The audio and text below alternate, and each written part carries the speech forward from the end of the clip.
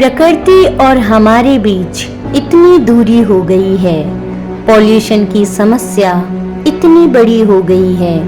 हमारी लापरवाही और नासमझी के कारण ग्लोबल वार्मिंग जैसी समस्या खड़ी हो गई है। ग्लोबल वार्मिंग जैसी समस्या खड़ी हो गई है। जय भोले जी की भक्तों, क्या आपको पता है कि स्वतंत्रता दिवस के वक्त जो हम ये बलून से सजावट करते हैं, क्या ये एक्चुअली हमारी प्रकृति के लिए उचित है? जी हाँ, ये बलून से सजावट हमारे बच्चे, हमारे जानवरों को, हमारी प्रकृति के लिए बहुत ही हानिकारक होते हैं। आपको पता है क्यों? क्योंकि ये बलून्स नॉन बायोडिग्रेडेबल होते हैं और इनके उपयोग से हमारे वातावरण को काफी हानि एवं नुकसान होता है।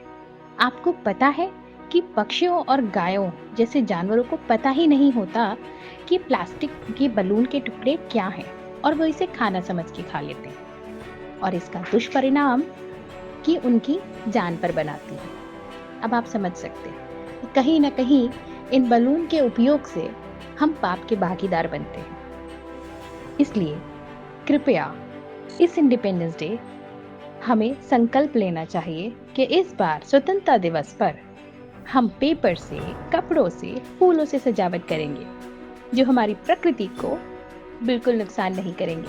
स्वतंत्रता दिवस का मूल्य भी हमारे बच्चों को समझना होगा कि प्रकृति को कैसी चीजें नुकसान करती हैं और कैसी चीजें नुकसान नहीं करती हैं। तो चलिए इस स्वतंत्रता दिवस हम प्रण लेते हैं कि सजावट में बलून्स का प्रयोग नहीं करेंगे और हमारे एनवायरनमेंट को इको फ्रेंडली बनाएंगे। साथ ही साथ ये तो हो गई इंडिपेंडेंस डे की बात जो अभी 15 अगस्त में आ रहा है। आप सबसे यह भी निवेदन है कि आजकल ट्रेंड हो गया है कि बर्थडे पे बच्चों को बलून्स से उनका पूरा घर, कमरा, होटल सजाया जाता है और आपको तो पता ही है कि बच्चे बलून्स मुंह में लेके उसे फुलाते हैं। तो क्या आपको पता है कि ये हानिकारक है? उनके मुंह को भी नुकसान करता है और जब वो फुला हुआ बलून मुंह में लेते हैं वो फट जाए, वो गैस कितना नुकसान करता है।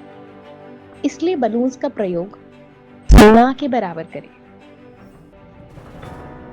आइए हम अपने देश के विकास के लिए एक नया संकल्प लेते हैं, एक नई ऊर्जा के साथ। No balloons, no pain to environment. जय हिंद, जय भारत, जय भोले जी की।